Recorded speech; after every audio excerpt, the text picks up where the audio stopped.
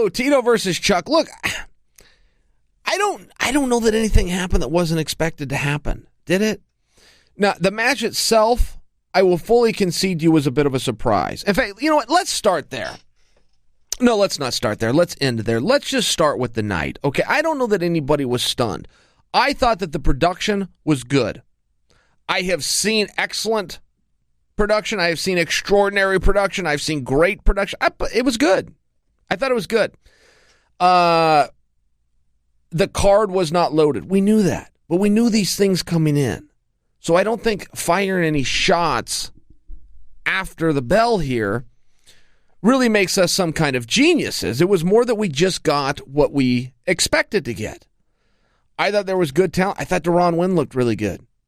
You know, for the few of you that watched the show, I thought one of the bigger storylines maybe was Deron Wynn. I've known him for a meaningful period of time. He was an amateur wrestler. I knew that he could go out and do those things, but to actually walk out in a large venue, in a co-main event spot, and do them are totally different, and do them against a very tough, gritty veteran in Lawler. So, okay, that was one of the highlights. I thought that the crowd, whether they papered the house, which means to give tickets away, whether they begged them to come in, bust them in, I don't really know that it makes a damn bit of difference. I've been on some smaller shows where they paper the house and you still couldn't get anybody to come. I don't know that it makes a difference. They had people in that building. I would guess they probably had 6,000 people in the building. If I was to give you a prediction before that show, I would have hit it more about 4,500. So I wouldn't have been terribly off, but I would have been off. I thought that was a good sign for them. Get to the main event. Tito's walkout. I actually watched this fight with The Godfather, and Joel thought that it was just terrible from a level of production. He thought that the walkout was terrible. And I believe it was Fred Durst who sang the song, but the song starts out and says, "Who's in the house? Who's in the house?" Says that over and over again, and then they give you the answer, Tito is in the house. And it's kind of done by acoustics, and it's a little bit cheesy. However, I loved it. I thought it was great because that's the same walkout and the same level of production going way back to like UFC 14 that Tito had come out to. Tito had come out to, and at that time, that was like cutting edge, that Fred Durst was singing and was by his side. You know, I think Fred Durst is with Limp Bizkit, if I remember correctly, but they were a big band at the time. He was a very famous guy, and all of a sudden he was involved in MMA on some level, which was just Tito. But then he even sang Tito a song. For that, I can just tell you guys, for that moment in time when that first happened, it was a cool moment. And yes, you might have watched it this weekend or heard about it from this weekend, and it was a cheesy moment. Well, be a little bit nostalgic here. I thought it was very cool, but I also got it. Okay, and it also did make me very grateful for where the sport is at today, because on the weekend, people were laughing at this. But to take you back the first time that it was done and the level of production and the cameras and the expense, or I should say lack of production, cameras, and expense, it was really cool at the time. It just shows you how much the sport has grown. So I don't fully agree with people on that. All of a sudden, Chuck walks out. Chuck's got a pretty cool walkout. He comes out. One of the first guys I've ever seen limp to the ring. And Chuck has a bit of a distinguished walk. And I don't know what else to refer, but as he was walking to the ring, I was thinking, and I hadn't seen Chuck walk in a while, I was thinking, is that distinguished walk, if you will, or is he limping? I was never clear. I still don't know that I have the answer. But as Chuck went to the ring, I thought, well, something seems amiss here. So the fight starts, and not for nothing, both of these guys physically look very good. They both worked for this moment. I think they should get some credit, and that's probably about as nice as I can get in this whole thing. So there's nice, Chael. Now let's get down to the realness of what we saw. Look, I don't know that we should have been surprised. Chuck did not leave this sport on his own 8 years ago. Chuck was forced out of the sport. So he was not on a high note then. He was not a very dangerous athlete when he left. We do not get better at something by not doing it. So 8 years later, to make believe that a guy is going to come in as good as he was when he left, or better, which is only in make-believe land, and somewhere in our brains we do tend to do that. with absolutely no training footage. And I know you guys are going to say, well, I saw Chuck hitting some mitts. That's not training footage. There are people that hit mitts that will never get in there to compete. Training footage is sparring. Not only did we never see any sparring, we never even heard rumors of it. We never even heard interviews of guys saying, yeah, you know what, I sparred with Chuck the other day and thought he looked pretty good. Or, yeah, I sparred with Chuck and he's got some stuff to work on. We never heard those words. And we live in a small community here. There's only so many gyms and so many trainers. You got a big guy, a name guy like Chuck in the world of social media. Somebody's going to talk about it. We never saw a picture anywhere, a video anywhere, or even somebody speak on it and say, I sparred with Chuck. So when he goes out there and competes and he can't hit anything but the air, I don't know that we should be stunned. Anybody can look good on pads. Anybody can look bad on pads. One's got nothing to do with the other. That's nothing more than a cardio bust. Get your heart rate up a little bit. Work on your timing. A mitt workout is largely how you sell people to come into your gym because they see it on TV and it looks cool and you can leave them with a false sense that they know how to fight. It's like the karate business. You don't ever put the kid actually in there with an opponent. You have him punch the air, and then you assure him after practice that if his father continues to pay $114 a month every month, you'll continue to make his kid a dangerous weapon. That's all mitts are. I see a lot of you weighing on the mitts or how somebody looked on a mitt. You can look good on mitts or you can look bad on mitts. It's got nothing to do with anything. You have to be in front of an opponent sparring, and we never even heard a rumor, a leaked footage, a training video, a caption, a snapshot on social media ever that Chuck had done that. So when you go out and watch him compete, I thought that it became pretty clear. Yet we hadn't heard of any of those things because it simply didn't happen. He couldn't find his target. And when you guys watch that on TV, you will think that's very easy. You'll think that's very easy to do, to walk out and punch somebody. You'll think what you need to work on is your combinations or your power or your endurance to be able to continue to do it. I can tell you, if you are not a trained fighter and you go to throw a punch at something that is moving, it doesn't just happen. It's really hard to do. Trained fighters that take a few months off, take a break, have an injury, come back in the room, that's the first thing they have to work on. They literally can't make a punch and touch that target in front of them if it's moving.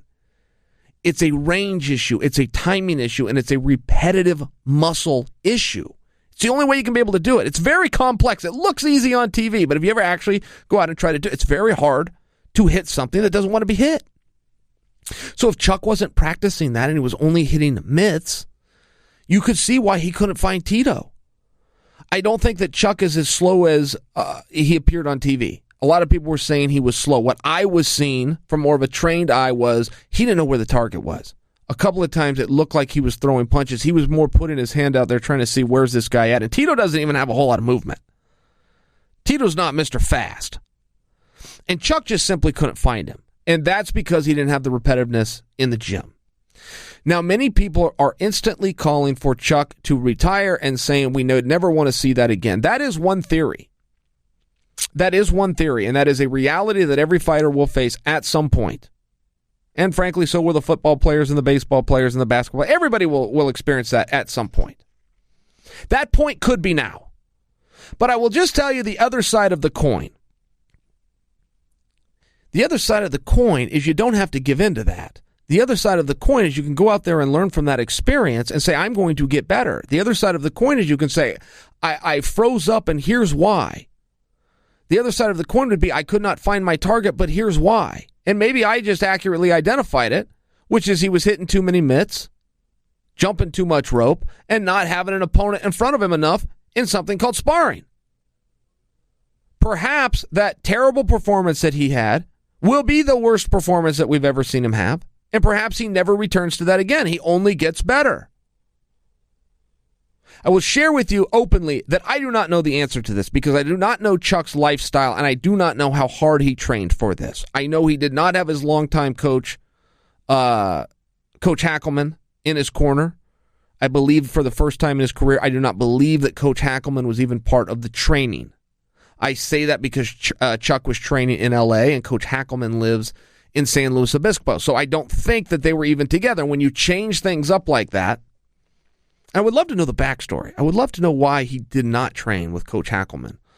who led him to multiple world championships. I would love to know what happened there, but it still does come back to the preparation and the training. And to say that Chuck is done because he had a bad day, I will simply remind you guys, so do you. So do you. You just don't have a camera on you. Whatever profession you're in, all of you have gone to work, gone home that night and went, whoa, that wasn't a good day. Ooh, hope nobody knows that I did that today. Glad nobody saw that. And then you got to fix it the next day. You got to come back and do better. Learn from your mistakes. Make sure it doesn't happen again. Wake up maybe on a better side of the bed, on a better note. Go out, have a better day.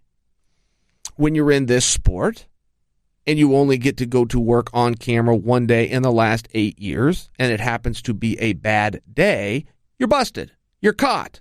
There is no getting away with it. There's no coming in tomorrow and doing better. So I would just make sure to remind you of that. If it is an age issue, and that's a very real thing, and we do not get better with time as human beings, sadly, if that is what's happened, well, then we can address that too.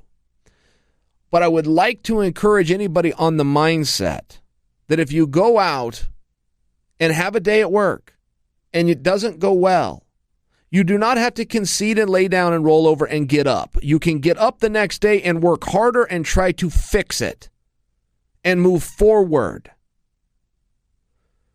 I think that that's going to be a hard thing for Chuck. As much as I want to make that point, I think it's going to be a hard thing, only because there is no lesser opponent he could ever get than Tito Ortiz.